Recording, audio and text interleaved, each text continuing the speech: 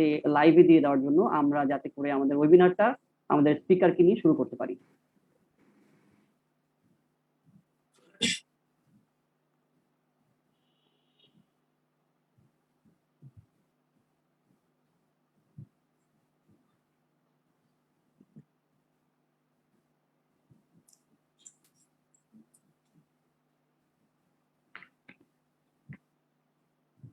আমাদের লাইভ সেশনে যাওয়ার জন্য হয়তো 30 সেকেন্ড থেকে 1 মিনিট সময় প্রয়োজন হয়, যেহেতু আমাদের এই জুমের প্ল্যাটফর্মের সাথে সাথে আমরা অনলাইন সোশ্যাল মিডিয়ার লাইভ সেশনে যাবে। এবং আমি একটু আমাদের পার্টিসিপেন্ট যারা আছেন তাদেরকে একটু বলে রাখতে চাই, এই লাইভ সেশনটি অলরেডি আমাদের আমাদের পেজে অলরেডি লাইভ হয়েছে, আমরা সবাই আছি আমাদের লাইভ সেশনে। আসসালামু আলাইকুম সবাইকে। মেকানিক্যাল ইঞ্জিনিয়ারিং ডিপার্টমেন্ট কর্তৃক আয়োজিত webinar session career opportunity as a mechanical engineer in power sector of Bangladesh, এই টাইটেলে আপনাদের সবাইকে আমন্ত্রণ জানাচ্ছি। আমাদের আজকের এই ওয়েবিনার সেশনে স্পিকার হিসেবে সংযুক্ত আছেন অলরেডি আমাদের সাথে ইঞ্জিনিয়ার এমডি মিনারুজ্জামান। আমরা যদি তার একটা শর্ট বায়োগ্রাফি জানতে চাই, engineer MD Minaruzzaman is currently working as an assistant engineer at Electricity Generation Company Bangladesh, EGCB. Before joining to EGCB, he worked as an assistant engineer in BADC, and also he served as an assistant manager in ACL Logistics Limited. He completed his Bachelor of Science degree from Bangladesh University of Engineering and Technology in 2019 with 2 Dean List Awards and 1 University Merit List Award. Besides academics, Engineer Minarujjaman attended the 2 Halt Prize, 1 PTAK case competition prize, and several business case competition during his university life. And he has a CSCA degree from International Supply Chain Education Allowance. Engineer Minarujjaman, আপনাকে স্বাগতম আমাদের এই webinar সেশনে।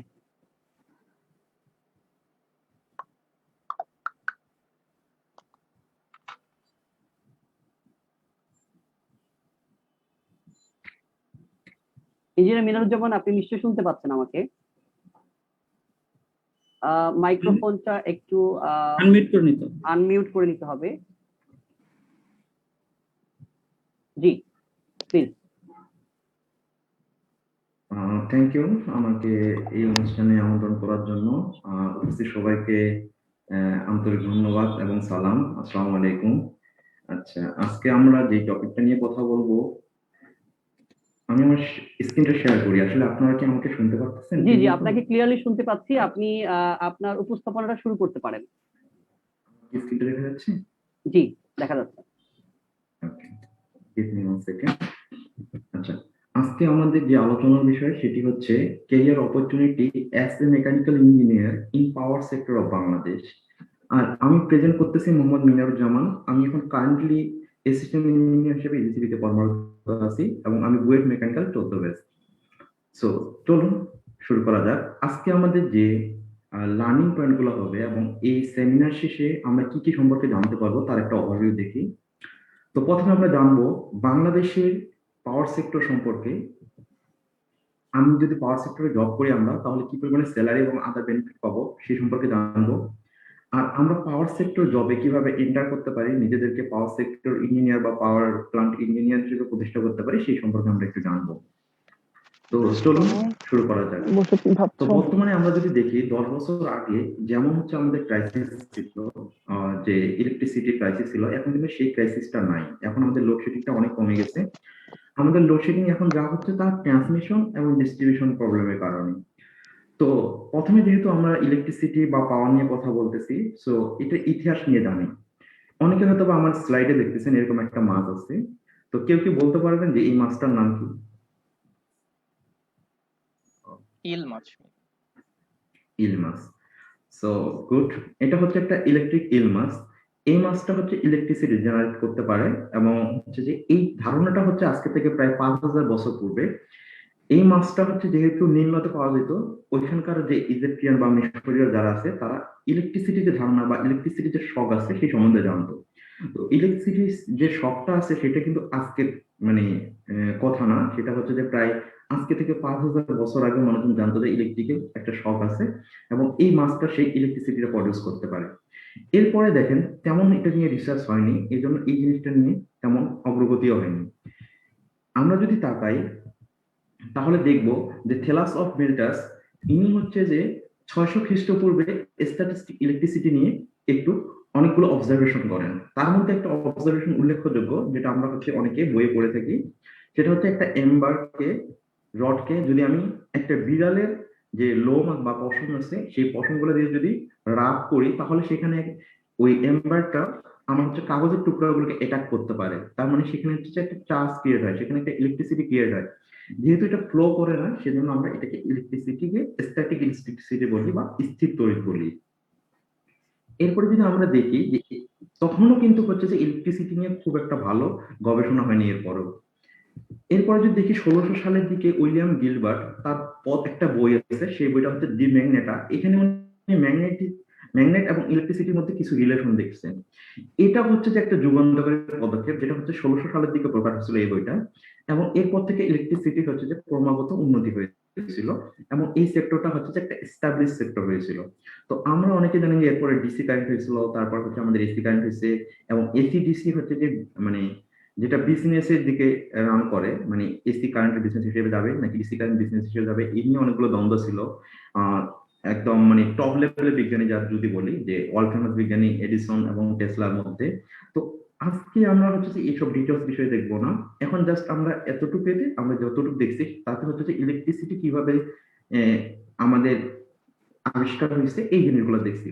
তো এখন চলে আসি যে বাংলাদেশের ইলেকট্রিসিটির মধ্যে যে ইতিহাসটা আছে, বাংলাদেশে কিভাবে ইলেকট্রিসিটি আসলো যদি আমাদের দেখতে হয় তাহলে প্রথমে দেখবো যে বাংলাদেশে গাজীপুর জেলার ভাওয়াল পরগনার পূর্ববঙ্গে একজন রাজা ছিলেন, তার বাসায় হচ্ছে যে প্রথম বিদ্যুৎ ব্যবহারকারী উনি ছিলেন, তার বাসায় বিদ্যুৎ ছিল। এরপর 1901 সালের দিকে ঢাকায় নবাব হাসানুল্লাহ বাসভবনে একটি জেনারেটর স্থাপন করা হয়। তার কিছুদিন পরে 1919 সালে ডেফকো নামে একটা হচ্ছে কোম্পানি প্রতিষ্ঠা করে ব্রিটিশরা এবং ঢাকায় সীমিত আকারে বিদ্যুৎ দেয়। তখন বিদ্যুৎটা এমন একটা পণ্য বা বলতে বলেন। পারি এমন একটা সেবা ছিল যেটা হচ্ছে যে হ্যাঁ রয়্যাল আর কি, যারা হ্যাঁ হ্যাঁ হচ্ছে ধনী বা যারা হচ্ছে যে উচ্চ বিত্ত মানুষ তারা হচ্ছে বিদ্যুতের সুবিধাটা গ্রহণ করতো। এরপরে যদি আমরা দেখি যে 1948 সালে এই বিদ্যুৎ আচ্ছা, যে একটা প্রশ্ন সরবরাহ নিচ্ছি। ব্যবস্থাটা উন্নয়ন করার জন্য বা নতুন একটা আচ্ছা, পরিকল্পনা করা এক মিনিট। হয়েছিল, হ্যাঁ সেই ওকে, আমি ঠিক পরিকল্পনার করে দিচ্ছি, আন্ডারে একটা সরি। কোম্পানি গঠিত হয়েছে, সেটা হচ্ছে আচ্ছা, তার মানে আমার ইলেকট্রিসিটি নাড়াচাড়া করা যাবে না, ডাইরেক্টরেট। আমাকে এরকম স্থির রাখতে হবে। এরপর 1959 সালে হ্যাঁ, বুঝতে পারছি। ওয়াটার তাহলে আমি এবং আর বেশি পাওয়ার নাড়াচাড়া না ডেভেলপমেন্ট করি, অথরিটি আপনি ওয়াবদা, হচ্ছে সবকিছু এখন আমরা কন্ট্রোল অনেক করবেন। জায়গায় যদি যাই তাহলে দরকার হলে ওয়াবদা আরো ডট কাউকে নামটা শুনি, কো-হোস্ট সেই দিয়ে ওয়াবদা দেন, গঠিত যাতে সে হয়েছিল। কন্ট্রোল করতে পারে। এবং এই ওয়াবদা গঠন হওয়ার পরে আর ভাই, আপনাকে বাংলাদেশে আমি বা মেসেঞ্জারে, যদি বলি আমি যদি তখন তো লাইভে পূর্ব কেউ পাকিস্তান ছিল, কোনো পূর্ব কমেন্ট করে, পাকিস্তানে আমি আপনাকে বিদ্যুৎটাকে কিন্তু মেসেঞ্জারে একটা ওটা স্ক্রিনশট ভালো আকারে গতি দিয়ে দিব। এসেছিল। ঠিক ঠিক আছে, 1960-এর দিকে ইলেকট্রিসিটি ওকে, ঠিক ডাইরেক্টরেট আছে। এবং ওয়াবদা একীভূত হয়ে গেছে। এরপরে এইভাবে ভালোভাবে চলতেছিল। তারপরে তো আমাদের মুক্তিযুদ্ধ হয়েছিল, অনেকগুলো ক্রাইসিসের মধ্যে দিয়ে গেলাম। তারপর 1971 সালে যখন আমরা বাংলাদেশ হিসেবে প্রতিষ্ঠা হইলাম, 1972 সালে 31শে মে রাষ্ট্রপতির আদেশ বলে আমরা হচ্ছে ওয়াবদাটা ভেঙে 500 মেগাওয়াটের একটা হচ্ছে পাওয়ার প্ল্যান্ট তৈরি হয়েছিল, সেটা হচ্ছে বিদ্যুৎ উন্নয়ন বোর্ড, বা যখন আমাকে বলি যে বাংলাদেশ বিদ্যুৎ উন্নয়ন বোর্ড বা বিইউ। এখন একটা কথা হচ্ছে যে এখানে রাষ্ট্রপতির আদর্শ বলে কেন, এটা হচ্ছে একটা ইতিহাসের পাঠ। তো এটা জেনে নেওয়া ভালো যে নর্মালি তখন আমাদের সংবিধান ছিল না, তখন যা কিছু হয়েছিল তখন সবগুলো রাষ্ট্রপতির আদেশ মতো হয়েছিল। তো এটা হচ্ছে যে বাংলাদেশের যদি বলি যে একদম ইনিশিয়াল হচ্ছে বিদ্যুতের ইতিহাস, এখান থেকে বাংলাদেশের বিদ্যুৎটা শুরু হয়েছে, যাত্রা করছিল বাংলাদেশ বিদ্যুৎ উন্নয়ন বোর্ডের হাত ধরে। তখন মাত্র 500 মেগাওয়াট ছিল, আর কিন্তু ভাই, আপনাকে আমি আজকে জাস্ট বাংলাদেশে এই টোটাল যদি লাইভে আমি বলি যে জেনারেশন ক্যাপাসিটি প্রায় 24,000 মেগাওয়াট। তো এই বিশাল যে জেনারেশন ক্যাপাসিটি আছে, এটার জন্য হচ্ছে যে টোটাল যে জিনিসটা হচ্ছে এখন ব্রাঞ্চ আকারে ভাগ করে নেওয়া হয়েছে। যেমন একটা ব্রাঞ্চ হচ্ছে জেনারেশন ব্রাঞ্চ, এখানে জেনারেশন কিছু কোম্পানি আছে, যেমন হচ্ছে ইলেকট্রিসিটি জেনারেশন কোম্পানি একটা, যারা হচ্ছে বিদ্যুৎটাকে প্রডিউস করে বা ইলেকট্রিসিটিকে প্রডিউস করে। এরকম আরো অনেকগুলো কোম্পানি আছে, যেমন নর্থ ওয়েস্ট পাওয়ার জেনারেশন কোম্পানি আছে, আশুগঞ্জ পাওয়ার জেনারেশন কোম্পানি আছে এবং বিপিডিবি মানে বাংলাদেশ পাওয়ার ডেভেলপমেন্ট বোর্ড, এরা নিজেরা হচ্ছে পাওয়ার জেনারেশন করে এবং ট্রান্সমিশন করার জন্য একটা আলাদা কোম্পানি দিচ্ছে। ট্রান্সমিশন করার জন্য শুধুমাত্র একটা ডেডিকেটেড কোম্পানি আছে, সেটা হচ্ছে Bangladesh power grid company of Bangladesh limited, PGCB নামে। এবং ডিস্ট্রিবিউশন করার জন্য আমাদের অনেকগুলো কোম্পানি আছে। তার মধ্যে ঢাকার মধ্যে যেই কোম্পানি আছে একটা, সেটা হচ্ছে ঢাকা পাওয়ার ডিস্ট্রিবিউশন কোম্পানি। এছাড়া ডেসকো আছে। আর যদি বলি আমি, পল্লী বিদ্যুৎও কিন্তু পাওয়ার ডিস্ট্রিবিউশন কোম্পানির মধ্যে পড়ে। ইভেন হচ্ছে বিপিডিবিও কিছু পাওয়ার ডিস্ট্রিবিউশন নিজেরাই করে। কিন্তু এই যে টোটাল যে বিদ্যুৎ গুলো উৎপাদন হচ্ছে, এটা একমাত্র বায়ার কিন্তু হচ্ছে বাংলাদেশ পাওয়ার ডেভেলপমেন্ট বোর্ড বা বাংলাদেশ পাওয়ার বাংলাদেশ বিদ্যুৎ উন্নয়ন কর্তৃপক্ষ বা উন্নয়ন বোর্ড আর কি, পিডিবি আর কি আমরা যদি সংক্ষেপে বলি। এরপর যদি আমি দেখি যে বাংলাদেশ বিদ্যুৎ সেক্টরের বর্তমান অবস্থাটা কি, বর্তমান অবস্থাটা যদি ইন এ নাটশেল দেখি তাহলে হচ্ছে বিপিডিবি এখন প্লান্ট আছে টোটাল 38টা এবং তার জেনারেশন ক্যাপাসিটি হচ্ছে 6000 এপিএসসিএল। এটা হচ্ছে 5টা হচ্ছে আমাদের পাওয়ার প্লান্ট আছে এবং হচ্ছে যে তার টোটাল জেনারেশন ক্যাপাসিটি হচ্ছে 1444। এরকম যদি আমি ধরি টোটাল আমার হচ্ছে পাবলিক সেক্টরে হচ্ছে পাওয়ার জেনারেশন হয় 10,146 মেগাওয়াট এবং এটা হচ্ছে টোটাল জেনারেশন আমার 22,000 মেগাওয়াটের মতো, তার হচ্ছে 46%। এছাড়া আমাদের কিছু জয়েন্ট ভেঞ্চার আছে। জয়েন্ট ভেঞ্চার জিনিসটা হচ্ছে যে আমাদের দেশের একটা পাবলিক কোম্পানি এবং বাইরের দেশে একটা কোম্পানি মিলে তারা পাওয়ার প্ল্যান্ট তৈরি করছে। এরকম একটা পাওয়ার প্ল্যান্ট হচ্ছে বিসিপিসিএল। এটা হচ্ছে জয়েন্ট ভেঞ্চারটা হচ্ছে এনডব্লিউপিজিসিএল এবং চায়না সিএমসি কোম্পানির মধ্যে। তারা প্রডিউস করতেছে 1244 মেগাওয়াটের মধ্যে। এই যে বাংলাদেশের যে পাওয়ার সেক্টরটা ডেভেলপমেন্ট হয়েছে, তার ম্যাক্সিমাম কন্ট্রিবিউশন যদি বলি তাহলে হচ্ছে যতটা না পাবলিকে ছিল তার থেকে বেশি হচ্ছে প্রাইভেটের কন্ট্রিবিউশন ছিল। কারণ পাবলিকের যে পাওয়ার প্ল্যান্ট গুলো ছিল সেগুলো কিন্তু 2009-এর আগেই ছিল, কিন্তু প্রাইভেটের পাওয়ার প্ল্যান্ট গুলো 2009-এর পরে শুরু হয়েছে। এবং দেখেন প্রায় হচ্ছে যে আমার হচ্ছে এখানে কয়েকটা হচ্ছে পাওয়ার প্ল্যান্ট মানে কিছু পাওয়ার প্ল্যান্ট আছে, যেমন হচ্ছে আইপিপি বলে। আইপিপি হচ্ছে ইন্ডিপেন্ডেন্ট পাওয়ার প্রডিউসার, যারা হচ্ছে যে প্রডিউস করে কিন্তু নিজে কনজিউম করে না, এটা ডিরেক্টলি গ্রিডে দিয়ে দেয়। এরকম হচ্ছে 58টার মতো হচ্ছে আমার পাওয়ার প্ল্যান্ট আছে এবং এই পাওয়ার প্ল্যান্ট গুলো দেখেন আমাদের ম্যাক্সিমাম একটা পোর্শন বিদ্যুৎ উৎপাদন করে, সেটা হচ্ছে 7,822-এর মতো। এরপর যদি আমি দেখি যে স্মল ইন্ডিপেন্ডেন্ট পাওয়ার প্ল্যান্ট আছে 4টা, তারপরে স্মল ইন্ডিপেন্ডেন্ট পাওয়ার প্রডিউসার আছে, তারপর হচ্ছে আমাদের কুইক রেন্টাল পাওয়ার প্ল্যান্ট গুলা, এগুলো খুবই বলবো ভাইটাল পয়েন্ট হচ্ছে বিদ্যুৎ ক্রাইসিস গুলাকে মিট আপ করার জন্য লাগছে। বিশেষ করে যখন আমাদের লোডশেডিংটা হয় তখন লোডশেডিং গুলা মিট আপ করার জন্য বা আমাদের হায়ার যে ডিমান্ড আছে সেই ডিমান্ড গুলো মিট আপ করার জন্য আমার এই কুইক রেন্টাল পাওয়ার প্ল্যান্ট গুলো ইউজ করা হয়। এছাড়া আমরা হচ্ছে ভারত থেকে আমরা বিদ্যুৎ আমদানি করতেছি, ইম্পোর্ট করতেছি। একটা হচ্ছে ভেড়ামেরার পাশ দিয়ে আসতেছে হাই ভোল্টেজ ডিরেক্ট কারেন্ট হিসেবে, এটা 1000 আসতেছে, আবার ত্রিপুরার দিক দিয়ে আসতেছে 160। তো আমি যদি টোটালটাকে করি তাহলে আমাদের টোটাল এখন আমাদের জেনারেশন ক্যাপাসিটি হচ্ছে 22,000-এর মতো। এটা 2020-এর ডাটা। আমি যদি 2021-এর কথা যদি বলি তাহলে আমাদের টোটাল জেনারেশন প্রায় 24,000 মেগাওয়াটের মতো।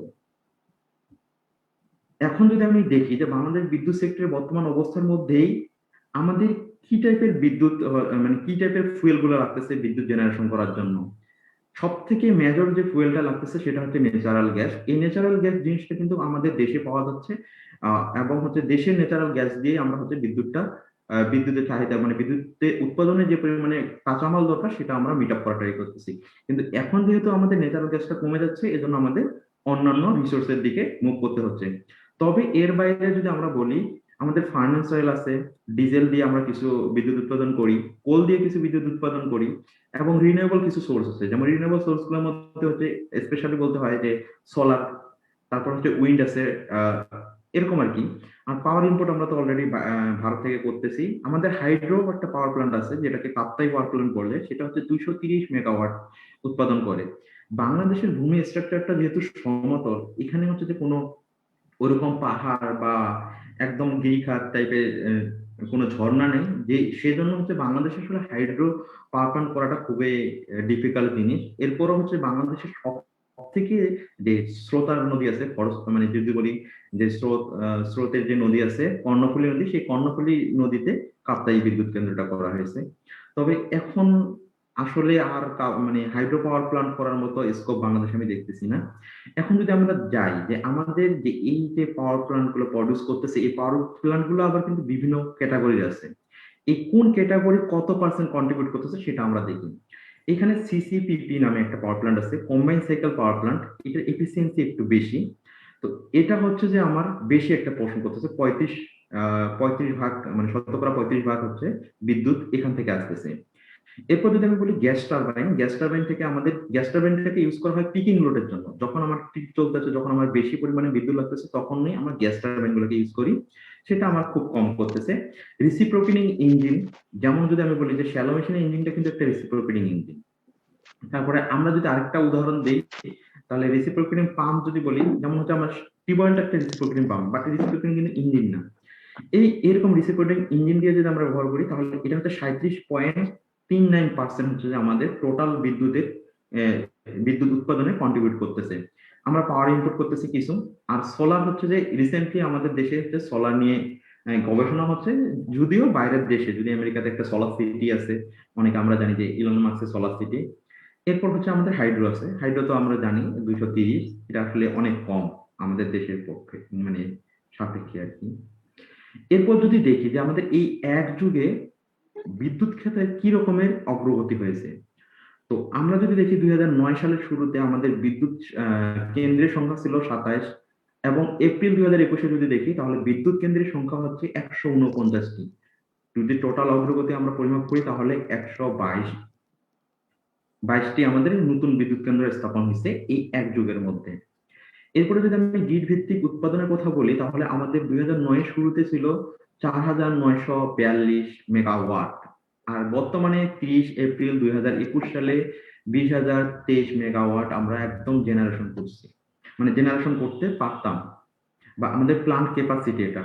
তাহলে আমাদের অগ্রগতি হয়েছে, দেখেন প্রায় 5 টাইমস আমরা ইনক্রিজ করছি মাত্র এক যুগের মধ্যে। এ পর্যন্ত বিদ্যুতের সর্বোচ্চ উৎপাদন হচ্ছে, আগে যদি আমি বলতাম 2009 সালে, তাহলে 4130 ছিল। আর 2021 সালের 27শে এপ্রিল এটা সব থেকে বেশি বিদ্যুৎ, মানে ম্যাক্সিমাম ডিমান্ড হচ্ছে 13,792, যা আগের থেকে 9,662 বেশি। আচ্ছা, এই ম্যাক্সিমাম ডিমান্ড মানে হচ্ছে আমাদের কিন্তু হচ্ছে গ্রিডে ইউজ করছে ইউজাররা।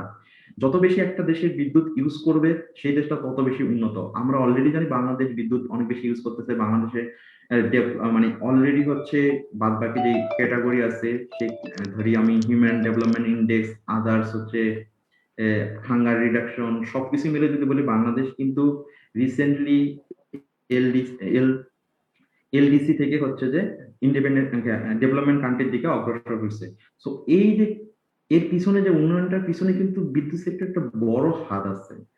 আগে আমরা হচ্ছে যে দেখতাম যে এলাকায়, মানে গ্রাম্য এলাকায় কখনো বিদ্যুৎ থাকতোই না, প্রায় সারাদিন লোডশেডিং থাকতো। এখন কিন্তু তেমন লোডশেডিং থাকে না।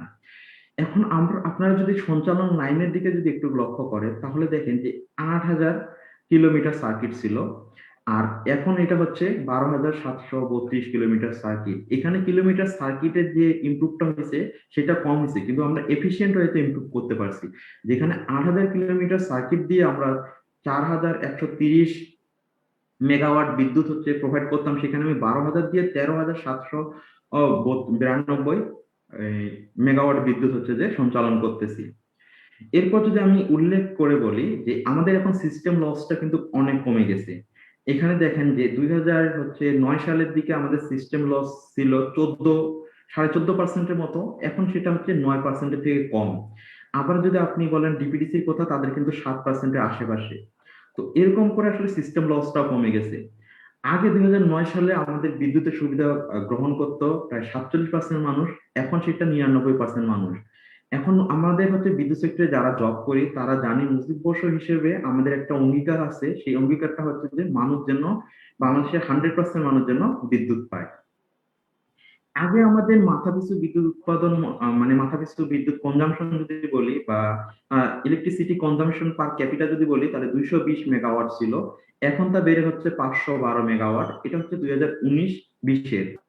এখনকার কথা যদি বলি, 2021-20-21-এর কথা, তাহলে সেটা হচ্ছে প্রায় 550 মেগাওয়াটের মতো। তবে এটা আরো বেশি ইনক্রিজ যদি করতে পারি আমরা, তাহলে আমাদের যে লাইফ স্টাইল আছে, লাইফ স্টাইলে ব্যাপক চেঞ্জ হবে। এরপর যদি আমরা দেখি যে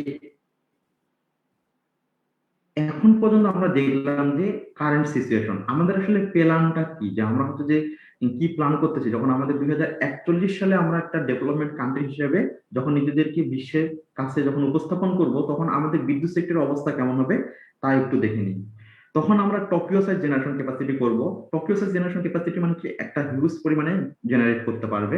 এখন আমাদের জেনারেশনের অনেকগুলো পার্ট হচ্ছে যে অনেক কম কম পরিমাণে জেনারেট করে, যেমন 1 মেগাওয়াট, 2 মেগাওয়াট, 3 মেগাওয়াটের কিন্তু আমাদের পাওয়ার প্ল্যান্ট আছে। কিন্তু তখন যদি আমরা করি, তখন হচ্ছে যে মানে হিউজ 1000 মেগাওয়াট, 1200 মেগাওয়াট টাইপের এরকম জেনারেশন ক্যাপাসিটি পাওয়ার প্ল্যান্ট থাকবে। আর তখন হচ্ছে পার ক্যাপিটা জেনারেশন হচ্ছে আমাদের 2100 কিলোওয়াট আওয়ার হবে। আর এখন আমাদের হচ্ছে, তখন আমাদের পাওয়ারের কোনো শর্টেজ থাকবে না। আর এফিসিয়েন্সি বর্তমানে যদি পাওয়ার প্ল্যান্টের জেনারেশনে বলি তাহলে 30%, তখন আমাদের এফিসিয়েন্সিটা ইমপ্রুভ করা হবে 50%। এই এফিসিয়েন্সি ইমপ্রুভ করার জন্যই কিন্তু আমাদের এখন সিসিপিপি বসানো হচ্ছে, যেটা সিসিপিপি মানে হচ্ছে কম্বাইন্ড সাইকেল পাওয়ার প্ল্যান্ট গুলা। কম্বাইন্ড সাইকেল পাওয়ার প্ল্যান্ট গুলোর এফিসিয়েন্সি কিন্তু 50%-এর উপরে, 56%, 58% এরকম আর কি, 60%-এর কাছাকাছি অনেকটা। তো আর ফ্রিকোয়েন্সি ফ্লাকচুয়েশন মানে আমাদের যে কারেন্ট ফ্রিকোয়েন্সি বর্তমানে আছে সেটা হচ্ছে 50 হার্টজ এর মতো। তো এখানে ফ্লাকচুয়েট করে, এই ফ্রিকোয়েন্সি ফ্লাকচুয়েশনটা কেন কমাইতে হবে, এটা যদি আমি শর্টলি বলতে চাই, ফ্রিকোয়েন্সি যত বেশি ফ্লাকচুয়েট করবে, তত আমাদের যে ডিভাইস গুলো, ইলেকট্রনিক ডিভাইস গুলো আছে তাদের লাইফ টাইমটা কমে যাবে। তো তাদের লাইফ টাইম গুলো যদি আমরা বাড়াইতে চাই, তাহলে আমাদের অবশ্যই হচ্ছে ফ্রিকোয়েন্সিটাকে কন্ট্রোল করতে হবে, ফ্রিকোয়েন্সি যে একটা কনস্ট্যান্ট ফ্রিকোয়েন্সি থাকতে হবে। আসলে এটাকে তো একদম মানে কনস্ট্যান্ট রাখা সম্ভব হয় না, তবে এটা একটা হচ্ছে লিমিট আমাদের এখন ধরে দিতে হবে, সেটা হচ্ছে যে 0.2 হার্টজ, তাহলে আমাদের ইলেকট্রনিক ডিভাইস গুলোকে সুরক্ষিত করতে পারবো। কিন্তু বর্তমানে আমাদের দেখেন ফ্রিকোয়েন্সি ফ্লাকচুয়েশনটা হচ্ছে 1.5 হার্টজ এর মতো। যদি আমি বলি পাওয়ার পাওয়ার ডিমান্ড, বর্তমানে হচ্ছে পাওয়ার ডিমান্ড যদি বলি 2016 সালের দিকে আমাদের পাওয়ার ডিমান্ড ছিল 10,500 মতো। যদি 2021 সালের কথা বলি তাহলে সেটা হচ্ছে 23,000 সামথিং, যেটা আমরা দেখলাম, সরি 13,000 সামথিং, মানে 14,000-এর মতো। এটা হচ্ছে যে তখন পাওয়ার ডিমান্ডটা 2041 সালে হবে 22,000 মেগাওয়াট, 72,000 মেগাওয়াট, 72,000 মেগাওয়াট। এভাবে যদি আমি জেনারেশন ক্যাপাসিটি দেখি, তাহলে তখন আমাদের জেনারেশন ক্যাপাসিটি থাকবে প্রায় 80,000-এর মতো। এবং হচ্ছে যে আমরা গ্যাসের ক্ষেত্রে, গ্যাস এবং এলএনজি এটা হচ্ছে যে একটু বাড়াই ফেলবো। এখন গ্যাস এবং এলএনজি তে এখন প্রডিউস করা হয় 8,700 মেগাওয়াটের মতো 2016 সালে স্ট্যাটিস্টিক অনুযায়ী, এবং 2041 সালে এটা হবে আমার 34,000 মেগাওয়াট। আমরা কোল এখন খুব কম পরিমাণে ইউজ করতেছি, 436-এর মতো, কিন্তু এটা আমাদের ইনক্রিজ করতে হবে। যদিও রিসেন্টলি কোলের দিকে হচ্ছে যে বাংলাদেশ একটু কম মুভ করতে যাচ্ছে মনে হচ্ছে আমার, মানে যতটুকু পরিমাণে আমি আমার হচ্ছে পাওয়ার প্ল্যান্টের অভিজ্ঞতা বা এক্সপিরিয়েন্স বা আমার ট্রেনিং থেকে যতটুকু জানতে পারছি, যে কোলে হয়তো একটা পরিবেশের ইম্প্যাক্ট থাকে, এজন্য হয়তো বা এটা রিভাইজ করতে পারে। তবে লিকুইড ফুয়েলের দিকে এটা আমাদের একটু কমাই দিতে হবে, কারণ লিকুইড ফুয়েল পরিবেশের জন্য ক্ষতিকর, তার উপরে হচ্ছে এটা কস্ট একটু বেশি। আমরা নিউক্লিয়ারের প্রতি জোর দিতেছি, কারণ 2016 সালে কোনো নিউক্লিয়ার পাওয়ার প্ল্যান্ট ছিল না। আমাদের রূপপুরে একটা নিউক্লিয়ার পাওয়ার প্ল্যান্ট হচ্ছে, তার 2টা ইউনিট থাকবে, এক একটা ইউনিট হচ্ছে 1200 মেগাওয়াট করে দিবে, তাহলে 2টা ইউনিট হচ্ছে রান করতে পারে 2023 সাল এবং 2024 সালের দিকে, তখন আমরা 2400 মেগাওয়াট সেখান থেকে পাবো। এবং আমাদের 2041 সালের মধ্যে আমাদের টোটাল টার্গেট হচ্ছে 5,500 মেগাওয়াট। তার মানে এখানে কিন্তু এখনো একটা বিশাল গ্যাপ আছে।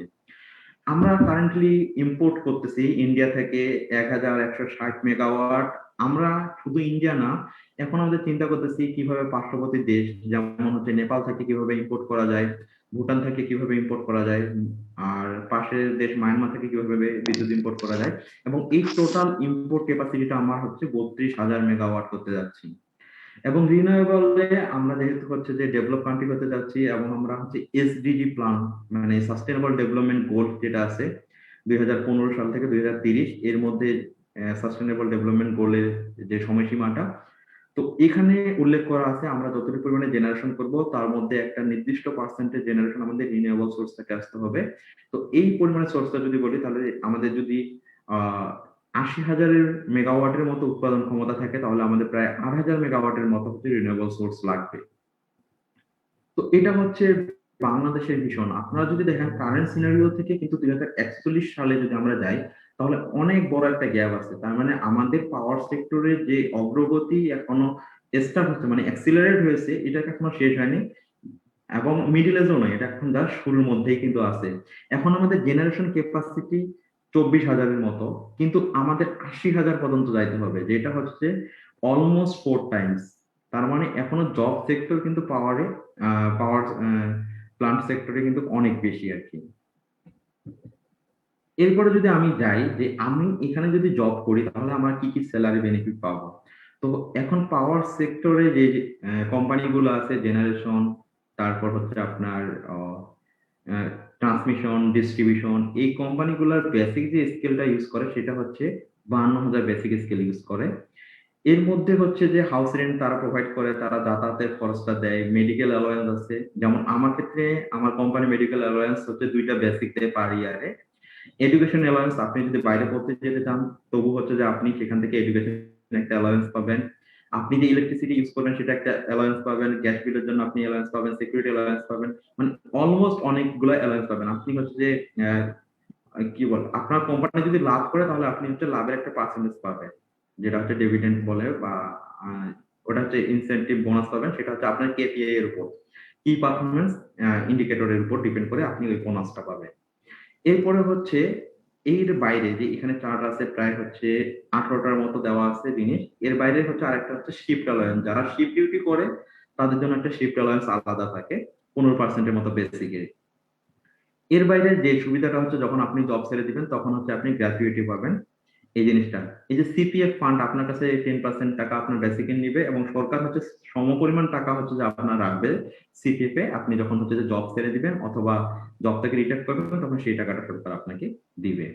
এভাবে যদি দেখা যায় যে টোটাল স্যালারি কিন্তু 6 ডিজিটে চলে যাচ্ছে পাওয়ার সেক্টরে যদি আপনি জব করেন। যেহেতু স্যালারি অনেক বেশি এবং আদার্স বেনিফিটও অনেক বেশি, এরপরও হচ্ছে যে কিছু কিছু ড্রব্যাক আছে। আমরা হচ্ছে যে কিছু ড্রব্যাক দেখবো যে পাওয়ার প্ল্যান্টে কি কি ড্রব্যাক আছে। এখানে হচ্ছে আপনি যদি জেনারেশন কোম্পানিতে থাকেন অবশ্যই হচ্ছে জেনারেশন করার জন্য আপনার হেভি হেভি মেশিনারি চলবে। এই জন্য হচ্ছে আপনার নয়েজ পলিউশন হবে। তো এটা হচ্ছে প্রিভেনশন করার জন্য আপনি বিভিন্ন পন্থা ইউজ করতে পারেন, যেমন এয়ার প্লাগ লাগাইতে পারেন এরকম। এরপর হচ্ছে যে আপনাকে হচ্ছে যে মোর রিজিড টাইম শিডিউল, আপনার যদি 9টা থাকে তাহলে আপনি 9টার দিকে আপনাকে উপস্থিত হতে হবে, কারণ এই সেক্টরটা, পাওয়ার সেক্টরটা অনেক বেশি ইমার্জেন্সি সেক্টর। ইভেন আপনাকে ঈদ অথবা আলাদা হচ্ছে হলিডে এগুলো আপনার নাও করতে পারে। আপনাকে ঈদের দিনও হচ্ছে যে দেখা যাবে পাওয়ার সেক্টরে আপনি জবে আপনাকে অফিস করতে হচ্ছে, কিন্তু আপনি হচ্ছে যে ঈদ পালন করতে পারতেছেন না। ইভেন হচ্ছে ঈদের নামাজ পড়ার সময়ও আপনি তেমন নাও পাইতে পারেন। তারপর হচ্ছে যে যারা শিফট ডিউটি করেন তাদের হচ্ছে একদিন আজকে আজকে যদি হয় সকালের দিকে অফিস, দেখা যাবে কালকে হচ্ছে যে আপনার বিকালের দিকে অফিস, এরকম একটা হচ্ছে যে হয়। এরপরে যে জিনিসটা হচ্ছে যে আপনি একদিন রাত দিকে অফিস করতেছেন, আরেকদিন আপনি দিনে অফিস করতেছেন। এর এর কারণে হচ্ছে আপনার যে বায়োলজিক্যাল একটা ক্লক আছে সেই ক্লকটা কিন্তু হ্যাম্পার হয়, এবং বায়োলজিক্যাল ক্লক যদি হ্যাম্পার হয় তাহলে কি হচ্ছে আলটিমেটলি আপনার হেলথের উপর একটা বাজে ইমপ্যাক্ট করবে, আপনার বড়াই একটু কমে যাবে। এরপরে যদি আমি দেখি যে যদি নিউক্লিয়ার পাওয়ার প্ল্যান্টে আপনি জব করেন তাহলে সেখানে হচ্ছে যে আপনার তেজস্ক্রিয়তার যে ক্ষরণ হবে সেটা যদি তেজস্ক্রিয় আপনার শরীরে যদি কোনোভাবে প্রবেশ করে বা কোনোভাবে যদি আপনি তেজস্ক্রিয় যে সংস্পর্শে আসেন তাহলে আপনার কিন্তু স্কিন ক্যান্সার হতে পারে, আপনার নর্মালি ক্যান্সার হওয়ার সম্ভাবনা আছে। তো যেমন হচ্ছে সুবিধা আছে তেমনি কিছু ড্রব্যাক আছে। তবে যদি আপনি হচ্ছে যে আপনার কেরিয়ারে যদি পাওয়ার সেক্টর ডেভেলপ করতে চান তাহলে আপনার কাছে এই ড্রব্যাক গুলো কিছু মনে হওয়ার কথা না, এক্সেপ্ট ক্যান্সার আর কি। এরপরে যদি আমি বলি যে আমরা এখন কিভাবে পাওয়ার সেক্টরে এন্টার করতে পারি, মানে আমাদেরকে নিজেকে পাওয়ার সেক্টরে একজন ইঞ্জিনিয়ার হিসেবে নিজেকে কিভাবে প্রতিষ্ঠা করতে পারি বা ওই সেক্টরে আমরা কিভাবে এন্টার করতে পারি।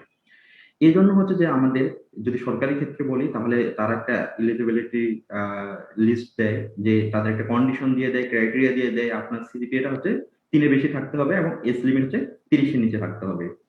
তবে হচ্ছে যে বেসরকারি পাওয়ার প্ল্যান্ট গুলোতে এই জিনিসটা শিখি, যেহেতু বেসরকারি পাওয়ার প্ল্যান্ট কিন্তু 50% আছে, আপনি বেসরকারি পাওয়ার প্ল্যান্টে অ্যাপ্লাই করতে পারবেন। এবং রিটেন এক্সাম হয়, যেই রিটেন এক্সামে হচ্ছে মার্কস থাকে 80 থেকে 60%। ম্যাক্সিমাম রিটেন এক্সাম গুলো কিন্তু হচ্ছে বিভিন্ন ভার্সিটির আন্ডারে হয়, যেমন হচ্ছে বুয়েট ম্যাক্সিমাম রিটেন এক্সাম গুলো নেই, এরপরে এমএসটি কিছু নেই, তারপরে ওইদিকে নেসকোর যে রিটেন এক্সামটা আছে সেটা হচ্ছে যে বুয়েট নেই, তারপর হচ্ছে কুয়েটের দিকে একটা রিটেন এক্সাম হয়। তো বিভিন্ন ভার্সিটির আন্ডারে আর কি রিটেন এক্সামটা হয়। এরপরে রিটেন এক্সাম যখন আপনার শেষ হবে, আপনি যখন রিটেনে সিলেক্ট হয়ে যাবেন, তখন আপনাকে ভাইভাতে ডাকা হবে। ভাইভাতে মার্কসটা ভ্যারি করে 20 থেকে 40% মতো। আর আপনি যদি বেসরকারি পাওয়ার প্ল্যান্টে যান, অনেক সময় তারা রিটেন এক্সাম নেয় না, তারা শুধু হচ্ছে ডিরেক্ট ভাইভা নেয়, এবং ভাইভাতে মার্কসটা হচ্ছে প্রায় 100%। মানে আপনি যা ভাইভা দেবেন তার উপর বেসিস করে আপনার জবটা হবে। তো এখন আমরা যদি দেখি যে আমার হচ্ছে যে কোশ্চেন প্যাটার্ন, জব রিটেন এক্সামের জন্য আমার কি কোশ্চেন প্যাটার্ন আছে, এখানে আসলে দুই টাইপের কোশ্চেন আছে। একটা হচ্ছে ডিপার্টমেন্টাল কোশ্চেন আছে, যেটা হচ্ছে 40 থেকে 60% মার্ক ক্যারি করে। আরেকটা হচ্ছে নন ডিপার্টমেন্টাল পোর্শন, যেটা হচ্ছে 60 থেকে 40% মার্ক ক্যারি করে। যদি আমি বলি ডিপার্টমেন্টাল এবং নন ডিপার্টমেন্টাল দুইটাই কিন্তু হচ্ছে আমার অলমোস্ট 50-50 ক্যারি করতেছে, মানে দুইটার ওয়েটেজ কিন্তু সেম। আপনি যদি ডিপার্টমেন্টালে শুধু বস হন অথবা নন ডিপার্টমেন্টালে যদি শুধু বস হন, তাহলে একটা দিয়ে কিন্তু আপনার জব পাওয়ার পসিবিলিটি অনেক কম। আপনাকে দুইটাতে এভারেজ থাকলে বা এভারেজ থাকলে আপনার জব পাওয়ার পসিবিলিটি অনেক ভালো। এরপরে যদি আমি দেখি যে আমার ডিপার্টমেন্টাল পার্টে আমাদের কি কি পড়তে হবে, আমাদের ডিপার্টমেন্টাল যে সাবজেক্ট গুলো আছে, যেমন মম, তারপরে রেফ্রিজারেশন, তারপর thermodynamics, solid mechanics, power plant engineering, mechanics. Mechanics বলতে আমি সলিড মেকানিক্স এবং হচ্ছে মেকানিক্স বলতে আমি হচ্ছে বোঝাচ্ছি স্ট্যাটিস্টিক্স এবং ডাইনামিক্স দুইটাই। আর ফ্লুইড বলতে বোঝাচ্ছি ফ্লুইড মেকানিক্স। তারপর হচ্ছে অ্যারোডাইনামিক্সও কিন্তু ফ্লুইডের মধ্যে পড়ছে, যেহেতু ফ্লুইড নিয়ে ডিল করতেছে ওভারঅল। তারপর যদি আমি দেখি হিট ট্রান্সফার, অনেকে হিট ট্রান্সফার থার্মোডাইনামিক্স এর মধ্যে ভুলে ফেলেন, তো এটা আসলে দুইটা আলাদা ব্রাঞ্চ। এরপর যদি আমি দেখি মেকানিক্যাল ড্রয়িং, যদি বুয়েটে এক্সাম হয় তাহলে অবশ্যই আপনি একটা ড্রয়িং কোশ্চেন পাবেন। যদি আপনার 100 মার্কের যদি মানে কোশ্চেন হয়, মানে এক্সাম হয়, তাহলে আপনি এই টোটালটার মধ্যে ধরেন 8% থেকে 10% মার্কস শুধুমাত্র মেকানিক্যাল ড্রয়িং এ থাকে। তো মেকানিক্যাল ড্রয়িংটা আপনারা ফোকাস করতে পারেন। এরপর যদি আমরা দেখি যে নন ডিপার্টমেন্টাল পার্টে আমরা কোন কোশ্চেন আসে, নন ডিপার্টমেন্টাল পার্টে সব থেকে বেশি 20% এর মতো প্রায় কোশ্চেন আছে, সেটা একটা মেন্টাল এবিলিটি। মেন্টাল এবিলিটি জিনিসটা হচ্ছে ম্যাথ কিছু দেওয়া থাকে, অথবা হচ্ছে আপনার কিছু থিঙ্কিং টাইপের জিনিস দেওয়া থাকে, এই জিনিসগুলো আপনাকে সলভ করতে হয়। তারপর হচ্ছে সেক্টর রিলেটেড, যেহেতু আপনি পাওয়ার সেক্টরে আসতেছেন, পাওয়ার সেক্টরে আপনার 10% এর মতো মার্কস থাকে। তারপর আপনাকে বাংলাদেশ সম্বন্ধে জানতে হবে, যেহেতু আমরা বাংলাদেশের নাগরিক, বাংলাদেশে জব করতে চাই। বাংলাদেশের ভৌগোলিক পরিবেশ, বাংলাদেশের স্বাধীনতা, বাংলাদেশের অর্থনীতি, অলমোস্ট বাংলা সম্বন্ধে যে এই জিনিসগুলো খুবই বেশি ইম্পর্টেন্ট, সেই জিনিসগুলো আপনাকে জানতে হবে। এরপরে বাংলা গ্রামার সম্পর্কে আপনার খুব ভালো আইডিয়া থাকতে হবে। বাংলা গ্রামার 3 থেকে 5% এর মতো থাকে। লিটারেচার বলতে বোঝাচ্ছে আমি বাংলা লিটারেচার এবং ইংলিশ লিটারেচার দুইটাই, এটা খুব কম মার্কস থাকে, বাট মার্কস থাকে এখানে। এখান থেকে 2-3% মার্কস আসে, অনেক সময় 4-5% মার্কস তো কভার করে এই পোর্শনে। এরপর যদি আমি আসি ইন্টারন্যাশনাল অ্যাফেয়ার্স, ইন্টারন্যাশনাল অ্যাফেয়ার্স থেকে প্রায় 5% মার্কস কভার করে কোশ্চেন গুলাতে। ইংলিশ গ্রামার থেকে 3 থেকে 5% মার্কস থাকে। এটা হচ্ছে আমার নন ডিপার্টমেন্টাল পার্ট। নন ডিপার্টমেন্টাল পার্টে রিটেন এক্সামের জন্য এগুলো আপনাকে অবশ্যই করতে হবে। এরপরে যদি বলি যে অ্যাভেলেবল রিসোর্স কি আছে আমার জব এক্সামের জন্য, তাহলে প্রথমে বলতে হচ্ছে মেকানিক্যাল ইঞ্জিনিয়ারিং জব গাইড। এটা হচ্ছে ওমর সানি বাপি ভাই। বাপি ভাই বুয়েটের টিচার, আমাদের একদম সিনিয়র। উনি বর্তমানে বুয়েটের লেকচারার হিসেবে আছে, ওনার বইটা ফলো করতে পারেন। এরপরে প্রথম দিকে যে বইটা ছিল ইমরান ভাইয়ের বইটা, ফান্ডামেন্টাল অফ মেকানিক্যাল ইঞ্জিনিয়ারিং। ভাই অনেকগুলো কোশ্চেন হচ্ছে রিসেন্ট জবের কোশ্চেন গুলো কালেক্ট করেন, এবং তার বইতে হচ্ছে যেহেতু কোশ্চেন গুলো পাওয়া যায়, তো আপনি এই বইটা কালেক্ট করলে কোশ্চেন গুলো সম্পর্কে আপনার ধারণা হবে। এরপরে যদি যাই জব ভাইবার জন্য, আসলে আগে কোনো বই ছিল না, আমি খুব বেশি হ্যাসেল ফিল করছিলাম, ফেস করছিলাম, এই জন্য আমি নিজে একটা বই লিখছিলাম। এটা হচ্ছে মেকানিক্যাল জব ভাইবার প্রিপারেশন। এই বইটা এখন হচ্ছে কল্পবিডিতে আছে, আপনারা যদি কল্পবিডিতে সার্চ করেন পাবেন। এরপর হচ্ছে যে কোনো কোচিং আমি দেখি নাই এটার জন্য, বা কোনো মেন্টরশিপ প্রোগ্রাম দেখি নাই। এর জন্য আমি নিজে থেকে একটা মেন্টরশিপ প্রোগ্রাম চালু করছি বা করতে যাচ্ছি সামনের দিকে। আর যদি বলতে হয় যে আমার আসলে নিজেরও একজন মেন্টর ছিল, আইব ভাই, উনি আমাকে যথেষ্ট হেল্প করছেন। এছাড়া বড় ভাই যারা আছে তারা, তাদের কাছ থেকে অনেক বেশি হেল্প পাইছিলাম আমার জব প্রিপারেশনের সময়, এবং তাদের কাছ থেকে অনেক বেশি হেল্প পাইছিলাম। এরপর যদি বলতে হয় যে আজকে আমাদের প্রেজেন্টেশন আসলে এখানেই মোটামুটি শেষ। যদি আপনাদের কোনো কোশ্চেন থাকে তাহলে আপনারা হ্যান্ড রেজ করে কোশ্চেন গুলো করতে পারেন। আমি আশা করি কোশ্চেন গুলো অ্যান্সার দেওয়ার ট্রাই করব।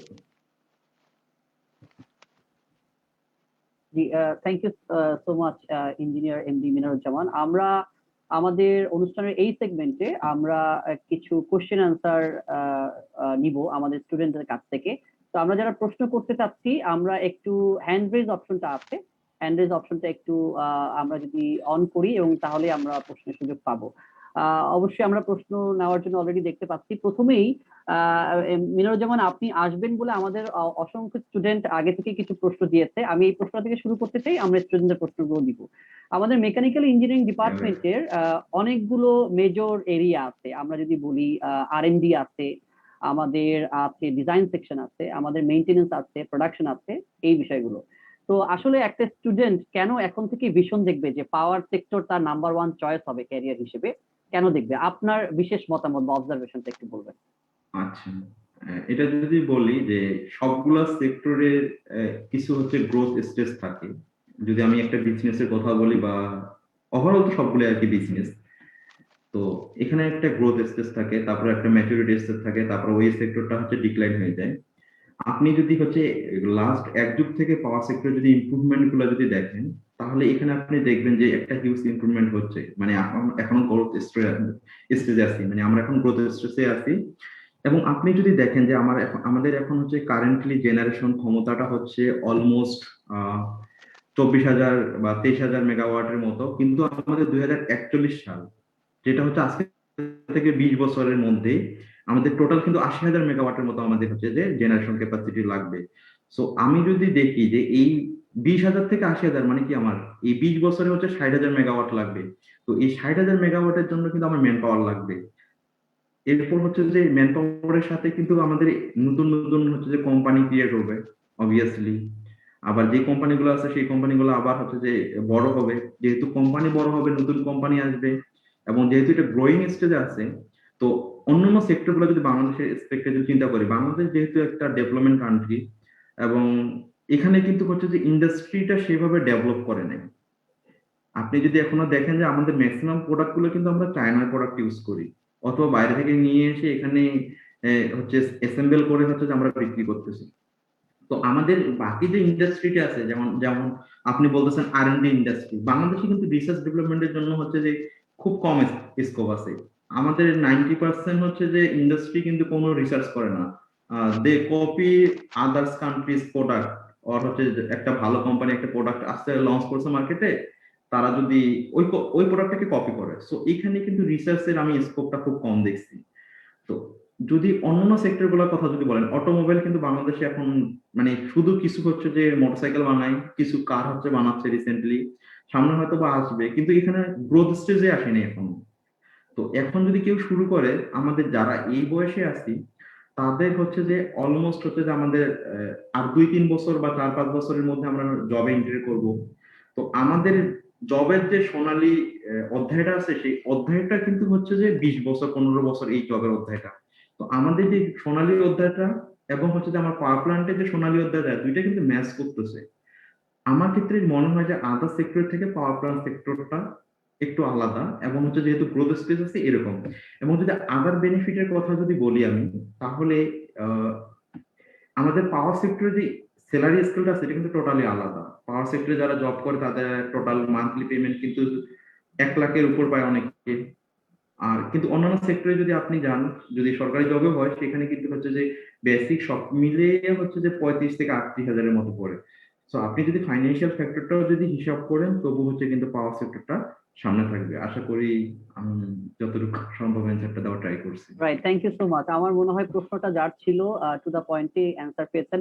আমি একটু আমাদের পার্টিসিপেন্ট স্টুডেন্টদের অনুরোধ করতে চাই, আমাদের আজকের এই ওয়েবিনারের লার্নিং পয়েন্ট 3টা পয়েন্টস অলরেডি দিয়ে দেওয়া হয়েছিল। অলরেডি আমাদের ব্যানারও নিশ্চয়ই আমাদের স্টুডেন্টরা দেখতে পেয়েছে। প্রশ্নগুলো যাতে করে একেবারে টু দা পয়েন্টে সেই রিলেটেড হয়, আমি আশা করবো সবার কাছে। প্রথমে একটু সুযোগ দিতে চাই, আমরা আমাদের হ্যান্ড রেজ অপশন থেকে দেখতে পাচ্ছি আমাদের স্টুডেন্ট আবুল বাশার, ID 3089। আবুল বাশার, আপনি আনমিউট করে প্রশ্নটা করতে পারেন আপনার। আসসালামু আলাইকুম, ধন্যবাদ স্যার আমাকে প্রশ্ন করার সুযোগ দেওয়ার জন্য। আসলে স্যার আমি মূলত 2টা প্রশ্ন করতে চাই আমাদের মিনারুজ্জামান স্যারের কাছে। প্রথম প্রশ্নটা হলো স্যার, মানে একটা পাওয়ার প্ল্যান্টে একজন মেকানিক্যাল ইঞ্জিনিয়ারের মানে প্রয়োজনীয়তা কেন? এটা অনেক সময় মানে আমার অনেক ছোট ভাই আমার কাছে প্রশ্ন করে যে মেকানিক্যাল ইঞ্জিনিয়ার একটা পাওয়ার সেক্টরে বিদ্যুৎ খাতে কি করবে, এটা আমি অনেক সময় যথাযথ মানে উত্তর দিতে পারি না। তো এইটা একটা। আর আরেকটা হলো যে বর্তমান সময়ে যেটা বহুল আলোচিত রূপপুর পারমাণবিক বিদ্যুৎ কেন্দ্র, মানে সেই প্রসঙ্গে যদি বলি যে পারমাণবিক বিদ্যুৎ কেন্দ্রের বিদ্যুৎ উৎপাদনের মূল্য তুলনামূলকভাবে অন্য বিদ্যুৎ উৎপাদন কেন্দ্রের সাথে কেমন, এই দুইটা বিষয় একটু যদি স্যার বলতেন। MD Minaruzzaman please. Thank you আপনার প্রশ্নগুলো করার জন্য। যদি আপনার প্রথম কোশ্চেনটি করি, তাহলে মেকানিক্যাল ইঞ্জিনিয়ারের জব রেসপন্সিবিলিটিটা কি একটা পাওয়ার সেক্টরে, এটা মনে হয় আমি যদি বলি, তো প্রথম দিকে বলি, আমাদের হচ্ছে যে পাওয়ার জেনারেশন করার জন্য কিন্তু ইঞ্জিন রান করতে হয়, এবং ইঞ্জিন রিলেটেড যেখানে যেগুলো জব আছে বা ইঞ্জিন রান করতে হবে বা ইঞ্জিন ক্রিয়েট করতে প্রডিউস করতে হবে বা ইনভেন্ট করতে হবে, সবগুলো কিন্তু মেকানিক্যালের পার্ট। তো আপনার যদি জেনারেশন কোম্পানি, পাওয়ার জেনারেশন কোম্পানি বলি, তাহলে এই জেনারেশন কোম্পানিটা হচ্ছে মেকানিক্যাল ডমিনেন্ট। এরপরে যদি বলি পাওয়ার ট্রান্সমিশনের ক্ষেত্রে, পাওয়ার ট্রান্সমিশনের ক্ষেত্রে সব থেকে বেশি প্রায়োরিটি পায় ট্রিপল গুলা। কিছু কিছু মেকানিক্যাল ইঞ্জিনিয়ার এখানে নেওয়া হয়। তবে হচ্ছে যে আমাদের যে পাওয়ার সেক্টরে যে জেনারেশন পার্টটা আছে, যেখানে আমরা রিয়েলি প্রডিউস করতেছি, যদি আপনি মানে শর্টলি যদি বলি, আপনি আপনার এলাকায় কোন একটা বাজারের দিকে দেখবেন যে একটা জেনারেটর রান করতেছে, মানে সিম্পল কেস, জেনারেটরটা রান করলে কি ঘুরতেছে, আপনার ম্যাগনেটটা ঘোরার কারণে হচ্ছে আপনার একটা ইলেকট্রিসিটি ফিল্ড ক্রিয়েট হচ্ছে এবং ইলেকট্রিসিটি প্রডিউস হইতেছে। এই যে আপনার একটা মেশিন বা ধরে একটা ছোট জেনারেটর রান করতেছে, কিন্তু আমাদেরকে পাওয়ার প্রডিউস করার জন্য ইন্ডাস্ট্রিয়াল লেভেলেও কিন্তু ঠিক এমন ভাবে হচ্ছে যে একটা জেনারেটর রান করতে হয় যেটা সাইজ একটু বড়, অথবা আমার হচ্ছে যে একটা বয়লার চালাইতে হয় যেটা হচ্ছে যে একটা টারবাইনকে ঘুরায়। তো এই যে টোটাল যে জিনিসগুলো আছে, এগুলো শুধুমাত্র মেকানিক্যাল হচ্ছে ইঞ্জিনিয়ারিং সাবজেক্টেই পড়ানো হয়, মানে কোর্স সাবজেক্ট হিসেবে পড়ানো হয়। তো এটা হচ্ছে আপনার জেনারেশন পার্টে মেকানিক্যাল ইঞ্জিনিয়ারিং এর কাজ। আর যদি বলি ট্রান্সমিশনে হচ্ছে যে অনেক সময় টাওয়ারের যে ডিজাইন গুলো আছে, যেহেতু হচ্ছে এটা স্ট্রাকচারাল ডিজাইন, এখানে সিভিলের সাথে মেকানিক্যালের অনেক পার্ট থাকে। তো ওই ডিজাইন গুলো করার জন্য আমরা হচ্ছে এসএম পড়ছি, সলিড মেকানিক্স পড়ছি, তারপরে হচ্ছে যে কিছু মেকানিক্স এর কোর্স করছি, মম পড়ছি, মেশিন ডিজাইন পড়ছি। এই জিনিসগুলো আর কি কাজে লাগে, মানে এই সাবজেক্টগুলো, কোর্স সাবজেক্টগুলো আমার কাজে লাগে। আর ডিস্ট্রিবিউশনের ক্ষেত্রে যদি বলি, ডিস্ট্রিবিউশন আসলে আপনি কোন ফিল্ডে হচ্ছে জব করতেছেন তা হচ্ছে যে আপনার পড়ার সাথে সবসময় অ্যালাইন করে এমনটা হয় না, অনেক কিছু হচ্ছে যে ফিল্ডে এসে নতুন করে শিখতে হয়। তো ডিস্ট্রিবিউশনের ক্ষেত্রে যে জিনিসগুলো হচ্ছে যে আপনাকে নতুন নতুন সাবস্টেশন জিনিসগুলো শিখতে হবে, যেগুলো আসলে মেকানিক্যাল ইঞ্জিনিয়ারিং এ আমাদের ধারণা দেওয়া হয় না। আমি এক্ষেত্রে বলি আমাদের ইউনিভার্সিটি গুলোর কোর্স প্ল্যান গুলোকে একটু মডিফাই করা দরকার, যে আমাদের সাবস্টেশন গুলা এগুলো নিয়েও আর কি আমাদের একটু হালকা পাতলা ধারণা দেওয়া দরকার। তারপরে হচ্ছে অনেক সময় দেখা যায় যে ইউনিভার্সিটি গুলোতে মেকাট্রনিক্স নামে কিছু কোর্স করায়, যে জিনিসটা হচ্ছে মেকানিক্যাল ইঞ্জিনিয়ারদের একটা কোর কোর্স মেকাট্রনিক্স, অপশনাল থাকে অনেক ইউনিভার্সিটিতে। এই কোর্সটা করলে আপনি হচ্ছে যে পাওয়ার যে মানে ডিস্ট্রিবিউশন বা ট্রান্সমিশন, এই জিনিসগুলো আপনি অটোমেটেড করতে পারবেন। তো এখানে আসলে কিছু মেকানিক্যাল লাগে, তবে এখানে আসলে এত বেশি লাগে না। তবে আমাদের মেইন মেকানিক্যাল ইঞ্জিনিয়ারিং এর যে পার্ট আছে সেটা হচ্ছে পাওয়ার জেনারেশনের ক্ষেত্রে আর কি। তো আমি আশা করি যে আপনার প্রথম অ্যান্সারের উত্তর দিতে পারছি, এবং সেকেন্ড অ্যান্সারটা আপনার ছিল যে রূপপুরে যে আমরা নিউক্লিয়ার পাওয়ার প্ল্যান্টটা রান করতেছি, সেটা হচ্ছে যে আমার টোটাল কস্ট পার ইউনিটে কত পড়বে, বা এটা আসলে অন্যান্য পাওয়ার প্ল্যান্টের তুলনায় কেমন কস্টলি। আমি আহ, যদি সাম আপ করি আপনার কোশ্চেনটা যদি আবার বলি, তো এই ক্ষেত্রে যদি আমি বলি যে নিউক্লিয়ারের যে প্রোডাকশন কস্ট, ওভারঅল কস্টটা হচ্ছে যে একটু বেশি, তবে হচ্ছে যে এটা কিন্তু হচ্ছে আপনার ডিজেলের থেকে আবার কম। নিউক্লিয়ারের ক্ষেত্রে হচ্ছে যে আমরা ইউরেনিয়ামটা ইউজ করি, 235 ইউজ করা হচ্ছে বাংলাদেশে। তো 235 যদি ইউজ করি, আমার হচ্ছে ফুয়েল কস্ট খুবই কম। আসলে আমাদের নিউক্লিয়ার ক্ষেত্রে হচ্ছে মেনটেনেন্স কস্টটা অনেক বেশি, কারণ হচ্ছে যে আমাদের যে সেলটা তৈরি করতে হয় সেটা হচ্ছে তার থেকে 5 লেয়ার প্রোটেক্টিভ সেল, যেখানে হচ্ছে যে আমার হিটটা জেনারেট হবে বা তেজস্ক্রিয় রিয়াকশন মানে ফিউশন রিয়াকশন গুলো ঘটবে, সেই জিনিসটা হচ্ছে অনেক বেশি, মানে অনেক বেশি। সেই জিনিসটাকে যদি আমি মেনটেনেন্স করতে যাই, এবং হচ্ছে যে সেটাকে যদি আমি হচ্ছে প্রোটেক্টিভ আকারে রাখতে চাই, যে তার রেডিয়েশনটা যেন আমাদের বাইরে না ছড়ায় যায়, সেখানে আমার আসলে কস্টটা বেশি, ফুয়েল কস্টটা কম। আর যদি ওভারঅল কস্ট বলি, তাহলে সেটা হচ্ছে হাইড্রোলিক পাওয়ার প্ল্যান্টের থেকে হচ্ছে বেশি, বাট হচ্ছে ডিজেল পাওয়ার প্ল্যান্টের থেকে কম। তবে যদি নিউক্লিয়ারের ক্ষেত্রে হয়, তাহলে আপনি কম জায়গার মধ্যে বেশি পরিমাণে বিদ্যুৎ প্রডিউস করতে পারবেন, এটা একটা সুবিধা হচ্ছে। আশা করি আপনি আপনার দুইটা অ্যান্সার পেয়েছেন। Thank you so much. আমার মনে হয় আবুল বাশার তার প্রশ্নগুলোর অ্যান্সার গুলো খুব প্রিসাইসলি পেয়েছে। একটু আমাদের স্টুডেন্টদেরকে অনুরোধ করব, আপনি প্রশ্ন করার সময় আপনার ব্যাচটা একটু যদি বলেন, তাহলে আমরা একটু আইডিয়া করতে পারি কে প্রশ্ন করছেন। এর পরবর্তীতে আমরা সুযোগ দিতে চাই আব্দুর রহিম, হ্যান্ড রেজ করেছেন। আব্দুর রহিম, আপনি আনমিউট করে প্রশ্ন করতে পারেন। আসসালামু আলাইকুম। ওয়ালাইকুম আসসালাম। জি স্যার, আমাকে কিছু কথা বলার জন্য সুযোগ করে দেওয়ার জন্য ধন্যবাদ।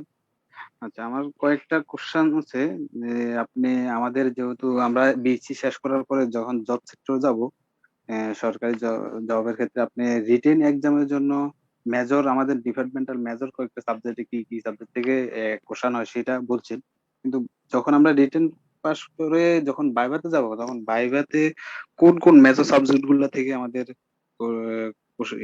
কোশ্চেন করা হবে, মানে ওগুলা যদি বলতেন তাহলে ভালো হতো। আর সেকেন্ড কোশ্চেনটা হচ্ছে, আমরা যেহেতু অ্যাসিস্ট্যান্ট ইঞ্জিনিয়ার যখন জয়েন করব তখন আমাদের প্রমোশন হয়ে দশম গ্রেডে নবম গ্রেডে জয়েন করবো, কততম গ্রেড পর্যন্ত আমাদের যাওয়া যাবে আর কি, যে প্রমোশন হয়ে। আর থার্ড কোশ্চেনটা হচ্ছে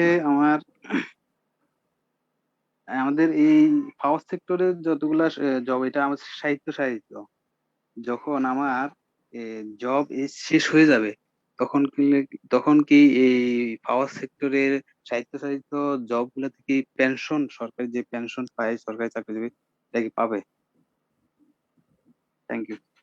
thank you Abdur Rahim. Engineer Minuzzaman. আচ্ছা, আপনার তিনটে কোশ্চেনের প্রথম কোশ্চেনটা ছিল আপনি হচ্ছে বিএসসি দেওয়ার পরে যখন রিটেন এক্সাম দিবেন, রিটেন এক্সামে সিলেক্ট হয়ে গেছেন, এরপর আপনি ভাইভা এক্সামের জন্য প্রিপারেশন নিতেছেন, আপনার আসলে কোন কোন জিনিসগুলো ফোকাস করা দরকার বা ভাইভা এক্সামে কি কি আসবে, এটা হচ্ছে আপনার ফার্স্ট কোশ্চেন।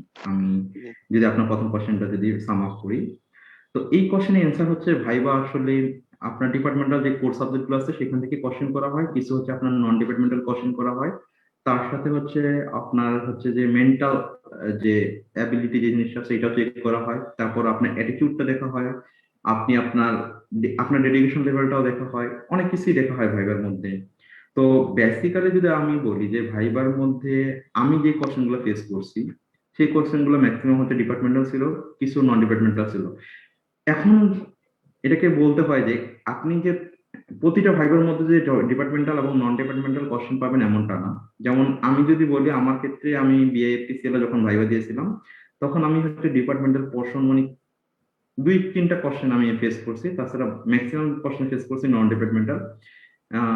নন ডিপার্টমেন্টের বেশিরভাগ কোশ্চেনই ছিল রিসেন্ট, যেমন হচ্ছে রিসেন্টলি ঘটে যাওয়া কিছু ঘটনা। আপনি যদি এখন যদি একটা ভাইবা দিতে যান তাহলে অবশ্যই আপনাকে ইসরায়েল ফিলিস্তিনের ঘটনাগুলো জানতে হবে। আপনার এরকম আবার কিছু ক্রাইসিস কিছুদিন আগে গেছিল, যেমন আজারবাইজান আর্মেনিয়ান যে যুদ্ধটা হচ্ছে, এই যুদ্ধটা। তো এই জিনিসগুলো নিয়ে হচ্ছে আপনার ধারণা থাকতে হবে, রিসেন্ট জিনিসটা ধারণা থাকতে হবে, আপনার বাংলাদেশ নিয়ে তো অবশ্যই ধারণা থাকতে হবে, বাংলাদেশের মুক্তিযুদ্ধ নিয়ে অবশ্যই ধারণা থাকতে হবে, আমাদের জাতির পিতা বঙ্গবন্ধু শেখ মুজিবুর রহমান নিয়ে অবশ্যই ধারণা থাকতে হবে, আমাদের সেক্টর কমান্ডার গুলো নিয়ে ধারণা থাকতে হবে।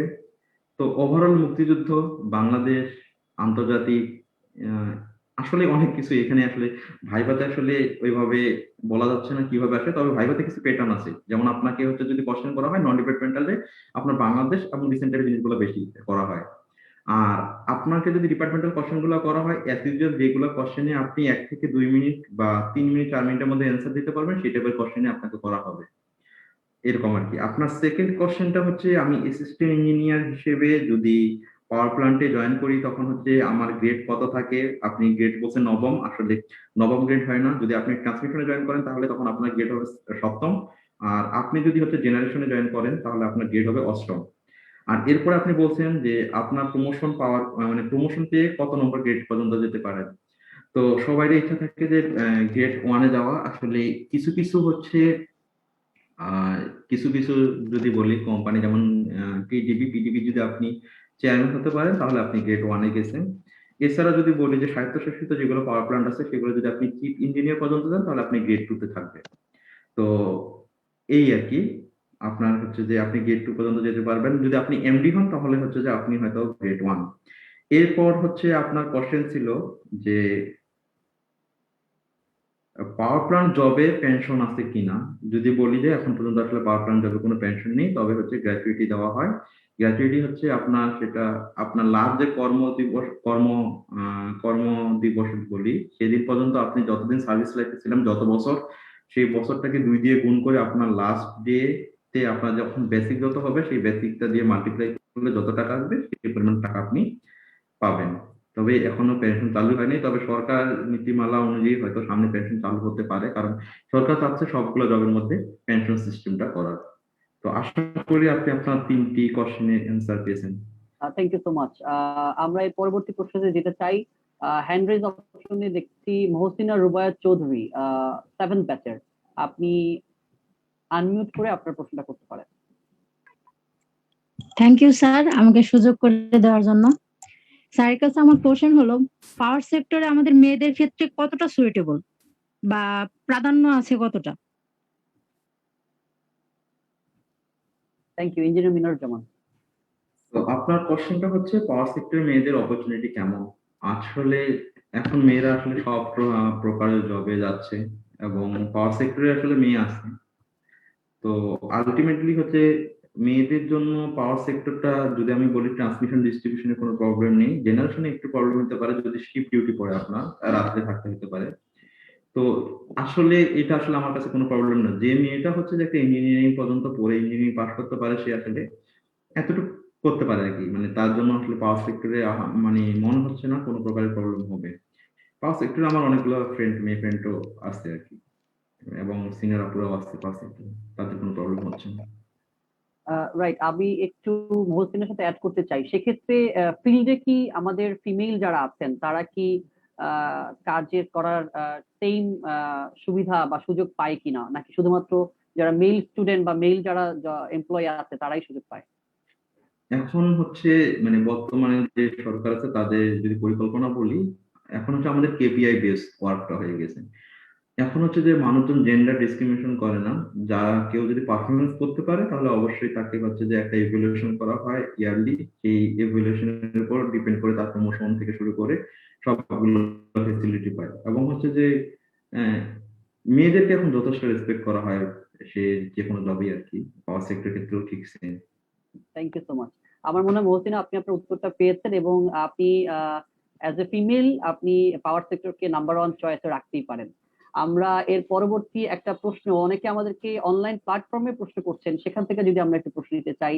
একটি প্রশ্ন হচ্ছে, পাওয়ার সেক্টরে আসলে ইলেকট্রিক্যাল ইঞ্জিনিয়ারের আধিক্য বেশি না মেকানিক্যাল ইঞ্জিনিয়ার আধিক্য বেশি? একটা কন্ট্রাডিক্টরি সবসময় থাকে, আপনি যদি আপনার দৃষ্টিকোণ থেকে বলেন।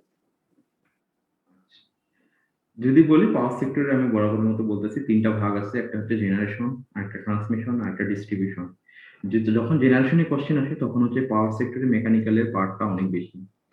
সো মেকানিক্যাল ইঞ্জিনিয়াররা সবসময় জেনারেশনে থাকে, কারণ জেনারেশন তাদেরকে প্রডিউস করতে হয় অনেকগুলো মেশিন, হেভি মেশিনারি থাকে, এবং যেই টাইপের কাজগুলো করতে হয় সেই কাজগুলো হচ্ছে টোটালি হচ্ছে মেকানিক্যাল বেস। এখানে হচ্ছে মেকানিক্যাল ইঞ্জিনিয়ারের আধিক্য বেশি। আপনি যদি ট্রান্সমিশন অথবা ডিস্ট্রিবিউশনে যান, ট্রান্সমিশন এবং ডিস্ট্রিবিউশনে আপনার সাবস্টেশন গুলো লাগে ডিজাইন করতে, এবং হচ্ছে আদার যে কাজগুলো লাগে, অটোমেটেড যে পোর্শন গুলো লাগে, সেগুলো ট্রিপলি ট্রিপলি ইঞ্জিনিয়ারদের আর কি আধিক্য বেশি। তবে জেনারেশনে মেকানিক্যাল ইঞ্জিনিয়ারদের আধিক্য বেশি, আপনি জেনারেশন কোম্পানিগুলোতে মেকানিক্যাল ইঞ্জিনিয়ার বেশি পাবেন।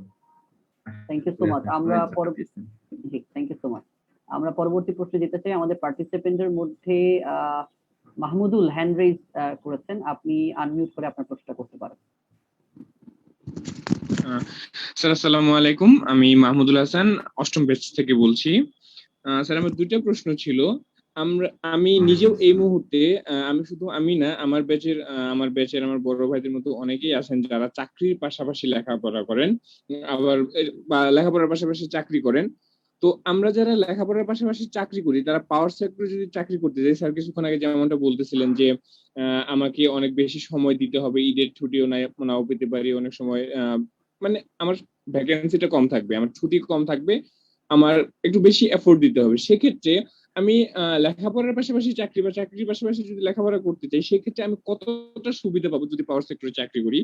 আর আমার দ্বিতীয় প্রশ্নটা হচ্ছে, আমরা অনেক সময় ডিপ্লোমাতে একটা সাবজেক্ট পড়ে আসি এবং বিএসসি তে এসে সাবজেক্টটা সুইচ করি। আমি নিজে মেরিন ইঞ্জিনিয়ারিং এর উপর ডিপ্লোমা করছি, এরপর বিএসসি করার জন্য এখন মেকানিক্যালি বিএসসি করতেছি। এক্ষেত্রে আমার কোনো অসুবিধা হবে কিনা, বা আমার ডিপ্লোমাতে বা পূর্ববর্তী লেখাপড়ায় মেকানিক্যালটা থাকা জরুরি কিনা? যদি আপনার কোশ্চেনে স্যার আমার প্রথম, ওকে ওকে, আপনার যদি কোশ্চেনটাকে আমি যদি সাম আপ করতে যাই, তাহলে আপনি পাওয়ার সেক্টরে জব করে লেখাপড়ার সুযোগ পাবেন কিনা, এটা যদি হচ্ছে যে পাওয়ার সেক্টরে যদি আপনি শিফট ডিউটি করেন, তাহলে আপনার ক্ষেত্রে একটু অসুবিধা হতে পারে। কারণ হচ্ছে দেখা যায় যে কোনো কোনো দিন আপনার হচ্ছে দিনের বেলা হচ্ছে যে চাকরিতে যেতে হতে পারে, অনেক কোনো কোনো দিন রাত্রে বেলা করতে হতে পারে, সেক্ষেত্রে একটু প্রবলেম হতে পারে। তবে হচ্ছে আপনার যেহেতু দৈনিক 8 ঘন্টা করে ডিউটি থাকে নর্মালি, সেক্ষেত্রে আপনি আপনি করতে পারেন আর কি। দিনে হচ্ছে যে আরো তো বাকি সময়গুলো আছে। তো আশা করি অনেকে হচ্ছে আমাদের ক্ষেত্রে, অনেকে যারা পাওয়ার প্ল্যান্টে জব করে, অনেকে দেখছি পাওয়ার প্ল্যান্টে জব অবস্থা হচ্ছে এমএস করছে, তো মাস্টার্স করছে। তো তাদের ক্ষেত্রে তারা যদি করতে পারে, আপনি একটু চেষ্টা করলে করতে পারবেন। আর আপনার যদি সেকেন্ড কোশ্চেনটা হচ্ছে যে আপনার বর্তমানে মেকানিক্যাল ইঞ্জিনিয়ারিং আছে, আগে আপনি মেরিন ইঞ্জিনিয়ারিং এ পড়ছেন, এই ক্ষেত্রে আপনার পাওয়ার প্ল্যান্ট জবে যদি আপনি অ্যাপ্লাই করতে চান, তাহলে আপনি কোনো সমস্যা পড়বেন, মানে সমস্যা পড়বেন কিনা। আমি যদি বলি, যদি আপনি অ্যাসিস্ট্যান্ট ইঞ্জিনিয়ার পদে যদি অ্যাপ্লাই করতে চান, তাহলে আপনার কোনো সমস্যা হওয়ার কথা না। মানে আপনি অ্যাসিস্ট্যান্ট ইঞ্জিনিয়ার পদে যদি অ্যাপ্লাই করেন, তাহলে আপনার শুধুমাত্র বিএসসি টা দেখবে যে আপনার মেকানিক্যাল ইঞ্জিনিয়ারিং আছে কিনা এবং আগে হচ্ছে কি ছিল। আর যদি আপনি হচ্ছে যদি সাব অ্যাসিস্ট্যান্ট করতে যান, তখন আপনার তো বিএসসি টা কাউন্ট হয় না, তখন হচ্ছে আপনার ওভারঅল কাউন্ট হচ্ছে কি আপনার আগে যেটা আছে ডিপ্লোমার টা মেরিন ইঞ্জিনিয়ারিং, তখন আপনি কিন্তু আবার পাওয়ার সেক্টরে অ্যাপ্লাই করতে পারবেন না। তবে আপনি অ্যাসিস্ট্যান্ট ইঞ্জিনিয়ার হিসেবে যদি অ্যাপ্লাই করতে চান, তাহলে অবশ্যই আপনি অ্যাপ্লাই করতে পারবেন, এক্ষেত্রে আপনার কোনো সমস্যা হবে না। থ্যাংক ধন্যবাদ। ইউ। মনে হয় মাহমুদুল্লাহ আপনার অ্যান্সারটা পেয়েছেন, এবং মাহমুদুল্লাহ কথার পরিপ্রেক্ষিতে একটু যারা সোশ্যাল মিডিয়ার প্ল্যাটফর্মে এই মুহূর্তে অনলাইনে দেখছেন আমাদেরকে, সবাইকে জানিয়ে রাখতে চাই সিটি ইউনিভার্সিটিতে মেকানিক্যাল ইঞ্জিনিয়ারিং ডিপার্টমেন্টের ইভিনিং ব্যাচ চালু আছে। তো ডে ব্যাচের সাথে সাথে তো, এবং এটা আমাদের সকলের অনেকের জন্য, অনেক স্টুডেন্টদের জন্য একটা বড় স্কোপ বলে আমার ধারণা। আমরা পরবর্তী প্রশ্নে চলে যেতে চাই। ইসরায়েল মুন্সি আছেন, হ্যান্ড রেইজ অপশনটা আমরা আনমিউট করে দিচ্ছি, আপনি আনমিউট করে আপনার প্রশ্নটা করতে পারেন।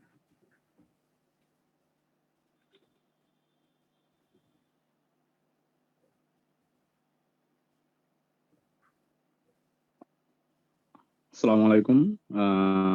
ধন্যবাদ। আমি মেকানিক্যাল সেকেন্ড ব্যাচ পাওয়ার সেক্টরে যদি আসবে, তো সেই ক্ষেত্রে আমি প্রাইভেট সেক্টরে যদি জব পেতে চাই, তো সেই ক্ষেত্রে আমাকে নিশ্চয়ই একটা ভাইবার ফেস করতে হবে। তো এই ভাইবা ফেস করার জন্য স্যার আমাকে থিওরিটিক্যাল যে নলেজের প্রয়োজন, সেটা আমি কিভাবে অর্জন করতে পারি? পাশাপাশি যদি এটার কোনো প্র্যাকটিক্যাল ট্রেনিং এর কোনো ব্যবস্থা থাকে, আমি এটা কিভাবে নিতে পারি আমার নিজের ক্যারিয়ারের জন্য? আর আমার থার্ড কোশ্চেন হচ্ছে স্যার, আমি যদি পাওয়ার সেক্টরকে পছন্দ করে আমি দেশের বাহিরে কোনো জবের সুইচ করতে চাই, বা সেটার সম্ভাবনা আমি সার্চ করি, তো সেটা আমার প্রবাবিলিটি কতটুকু এবং আমি কিভাবে সেটা যেতে পারি? Thank you.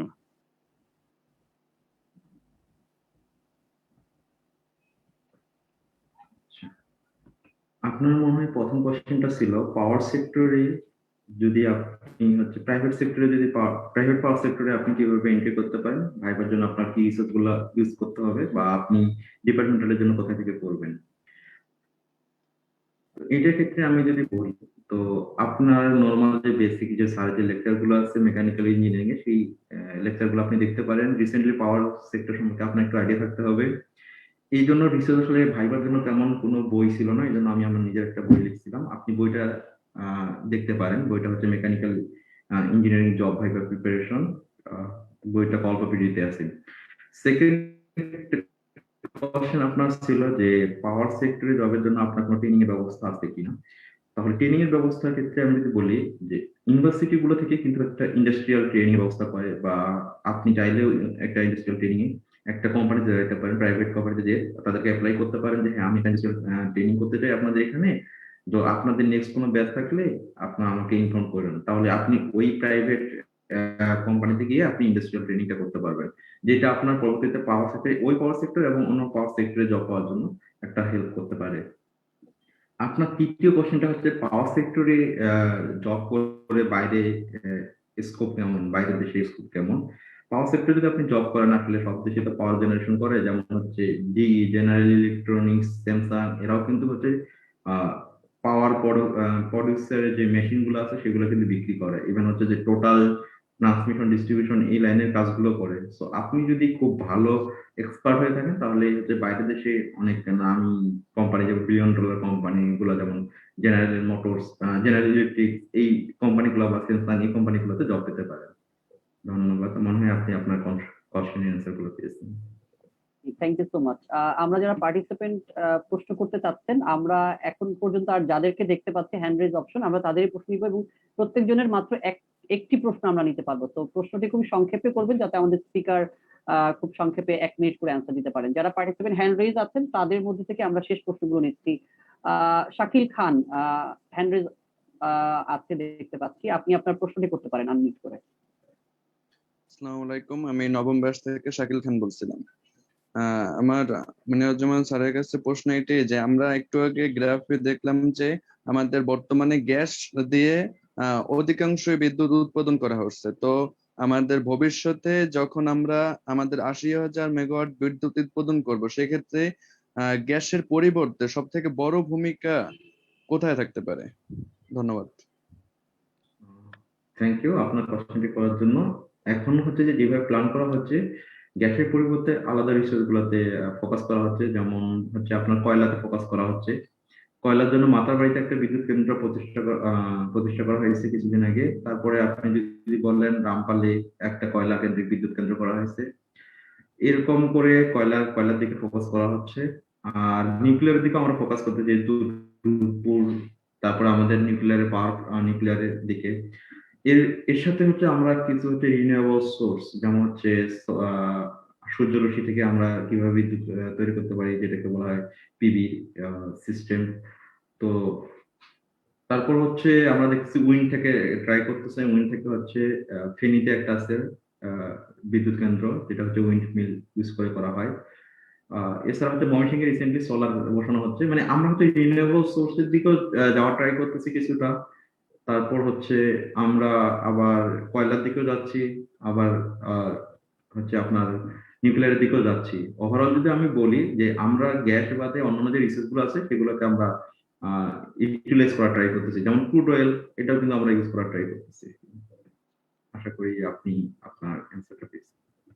Thank you so much. আমরা পরবর্তী প্রশ্ন দিতে চাই। আমাদের শ্রদ্ধেয় ফ্যাকাল্টি মেম্বার প্রশ্ন করবে নিশ্চয়ই। সুব্রত সাহা স্যার আছেন। স্যার আপনি আনমিউট করে আপনার প্রশ্নটা করতে পারেন। ধন্যবাদ স্যার। জনাব মিনারুজ্জামান, আমি আপনার সিনিয়রই হব, অনেক সিনিয়র। আমিও মেকানিক্যাল ডিপার্টমেন্ট বোর্ড থেকেই। তো আমার একটা কোশ্চেন, আমাদের যারা স্টুডেন্ট আছে তারা যথেষ্ট আপনার আপনাকে যে কোশ্চেনগুলো করছে সেগুলো থেকে বুঝতে পারছেন। একটু আমার আপনার কাছে একটা গাইডলাইন জানতে চাচ্ছি যে পাবলিক ইউনিভার্সিটিগুলো থেকে যারা এইসব পাশ করে বুয়েট রুয়েট এগুলো থেকে যাচ্ছে, আর প্রাইভেট যে ইউনিভার্সিটি আছে মেকানিক্যাল খুবই কম সংখ্যক, এর মধ্যে সিটি ইউনিভার্সিটি অন্যতম। তা এখন একটু যদি আপনি আইডিয়া দেন যে প্রাইভেট ইউনিভার্সিটি কমপ্লিট করে তাদের প্রসপেক্টটা যথেষ্টই থাকবে, এই ব্যাপারটা যদি আপনি একটু ক্লিয়ার করেন তাহলে তারা একটু ইন্সপায়ার্ড হবে যে ইয়েস, মেকানিক্যাল ইঞ্জিনিয়ারিং যদি আমরা এরকম প্রাইভেট একটা ইউনিভার্সিটি সিটি ইউনিভার্সিটির মতো কমপ্লিট করে আমরা যদি কমপ্লিট করতে পারি, আপনি যেরকম একটা দেখিয়েছেন যে রিটেন পরীক্ষা অথবা ইসে, তা আপনি যদি একটু প্র্যাকটিক্যালি একটু ইনস্ট্যান্স গুলো একটু বলেন তাহলে ওরা একটু ইন্সপায়ার্ড হবে, yes they can also compete with the students from public universities.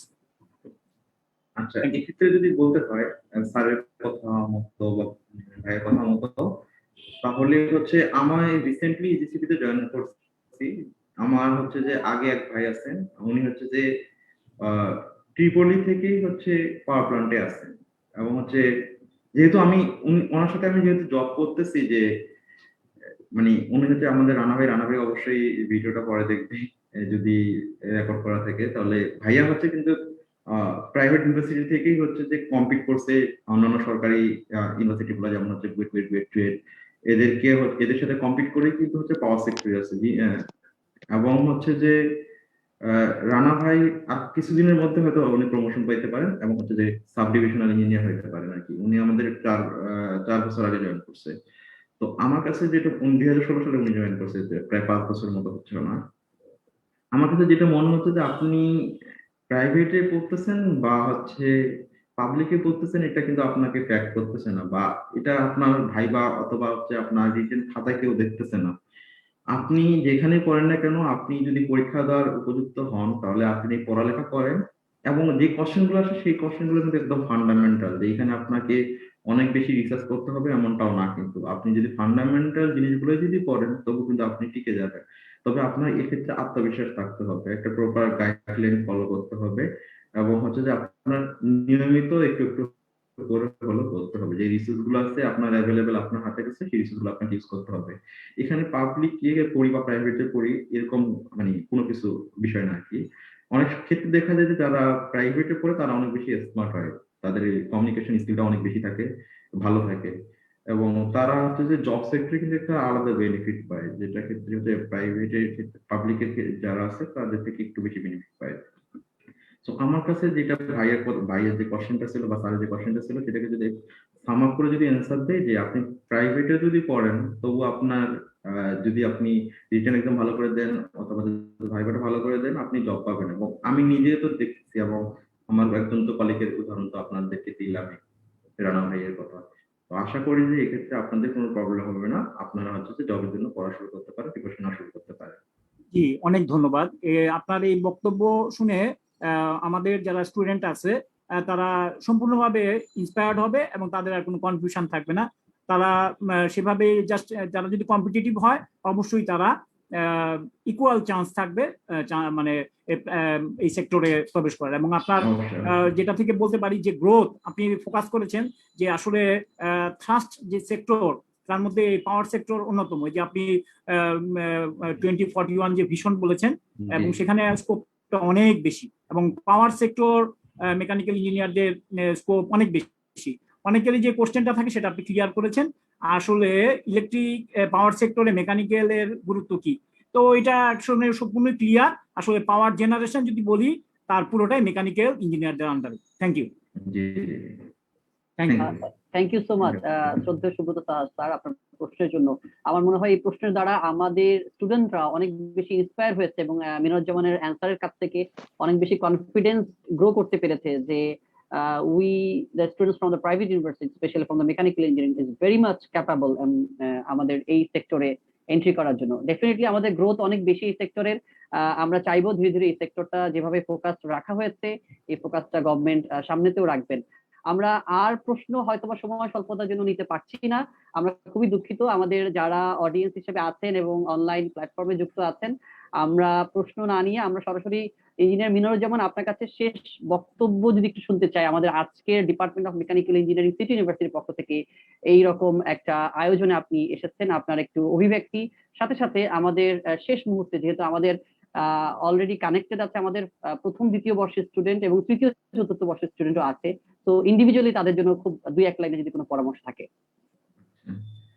যদি হচ্ছে অনুভূতি বলি, এরকম অনুষ্ঠান ইউনিভার্সিটি লেভেলে কোর্সে এরকম খুব কম ইউনিভার্সিটি আছে যারা ডেডিকেটেডলি স্টুডেন্টের জব সেক্টর নিয়ে চিন্তা করে। ম্যাক্সিমাম ইউনিভার্সিটি তো স্টুডেন্টের জব সেক্টর নিয়ে একটু কম চিন্তাই করে আমার কাছে যতটুকু মনে হয়। তো এক্ষেত্রে সিটি ইউনিভার্সিটি যে কাজটা করছে সেটা আসলে প্রশংসার দাবিদার। তারা হচ্ছে যে স্টুডেন্টের ভবিষ্যৎ লাইফ নিয়ে অনেক বেশি চিন্তা করতেছে। এবং আজকের যে সেশনটা ছিল পাওয়ার সেক্টর, তো পাওয়ার সেক্টর অনেক বেশি গুরুত্বপূর্ণ, এবং হচ্ছে যে যেহেতু পাওয়ার সেক্টর বর্তমানে গ্রোয়িং স্টেজে আছে, তো স্কোপ অনেক বেশি আছে। এই স্কোপ বেশি এরকম একটা সেক্টর নিয়ে স্টুডেন্টের সামনে সিটি ইউনিভার্সিটি অথবা যে ক্লাবটা যার সূচনা হবে বা সামনে, সেই ক্লাব থেকে যে এই অ্যারেঞ্জমেন্টটা করেছে, এই জন্য আমি বলবো যে এটা আসলে অনেক প্রশংসার দাবিদার। এবং আমাকে এই অনুষ্ঠানে এনে অনুষ্ঠানে আমন্ত্রণ করে যে আমাকে কিছু বলার সুযোগ দান করা হয়েছে, এই জন্য আমি আসলে আনন্দিত এবং গর্বিত, এবং সিটি ইউনিভার্সিটি কাছে আমি আসলে অনেক বেশি কৃতজ্ঞতা জ্ঞাপন করতেছি। আর যদি আমাদের জুনিয়র যারা অনুষ আছে তাদের ক্ষেত্রে, তাদের জন্য যদি আমার পরামর্শ হয় যে আপনি প্রাইভেট অথবা পাবলিক এই জিনিসটা দেখবেন না, you have the capacity to crack anything, just focus. আপনি যদি ফোকাস করে আপনি পড়া শুরু করেন, আসলে জবে যে কোশ্চেন গুলো আছে সেই কোশ্চেন গুলো অনেক সিম্পল আসে এবং হচ্ছে যে 4-5 মিনিটের মধ্যেই অ্যান্সার করা যায় এরকম টাইপের। আপনাকে হচ্ছে কিন্তু অনেক বড় ডেরিভেশন, অনেক বড় ডেরিভেটিভ, অনেক জটিল জটিল জিনিস না পড়েও কিন্তু জবে খুব ভালো করা যায়। এবং জবের ক্ষেত্রে যে জিনিসটা হচ্ছে আপনার হাই সিজিপিএ না থাকলেও কিন্তু হচ্ছে যে আপনি এই জবে ভালো করতে পারেন যদি আপনি ছোট ছোট জিনিসগুলোকে পড়েন। এখন থেকে যদি ফোকাস করেন, আপনার হাতে যে রিসোর্স গুলো আছে সেই রিসোর্স গুলোকে যদি আপনি ইউটিলাইজ করতে পারেন, আপনি যদি আপনাদের স্যারদের গাইডেন্স, বড় ভাইদের গাইডেন্স মেনে চলেন, এবং অবশেষে হচ্ছে যে আপনি আপনার নিজের উপর যদি ভরসা রাখেন, তাহলে আপনি অবশ্যই হচ্ছে এ, ভালো কিছু করতে পারবেন। আর সিটি ইউনিভার্সিটি এবং আপনাদের নতুন ক্লাবের জন্য অসংখ্য শুভকামনা, এবং সামনের দিনগুলোতে আপনারা এভাবে নতুন নতুন সেমিনার করবেন এবং হচ্ছে যে আপনাদের স্টুডেন্টকে উজ্জীবিত করবেন, জব সেক্টর সম্বন্ধে ধারণা দিবেন। আর আজকে সেমিনারটা আমার অনেক ভালো লাগছে। আপনাদের সবাইকে অসংখ্য ধন্যবাদ। অসংখ্য ধন্যবাদ ইঞ্জিনিয়ার এমডি মিনারুজ্জামান। আমরা আশা করব এই অ্যাসোসিয়েশন থেকে প্রতি মান্থেই যেই সেমিনার এবং ওয়েবিনার গুলো অ্যারেঞ্জ করা হবে, আপনাকে কোনো না কোনো কার্যক্রমে আমরা ভবিষ্যতে পাবো বলে আমরা আশা করছি। আপনাকে অসংখ্য ধন্যবাদ, আপনার কর্মব্যস্ত সময়ে আপনি আমাদের সাথে জয়েন করেছেন। আপনি আছেন আমাদের সাথে, আমাদের অনারেবল মাননীয় উপাচার্য আছেন আমাদের সাথে। অনেকেই প্রশ্ন এখনো করতে চাচ্ছেন। আমরা আসলে আন্তরিকভাবে অসংখ্য আমরা দুঃখিত যে আমরা আসলে সুযোগ ঠিক এভাবে দিতে পারছি না। নিশ্চয়ই কোনো একটা সময়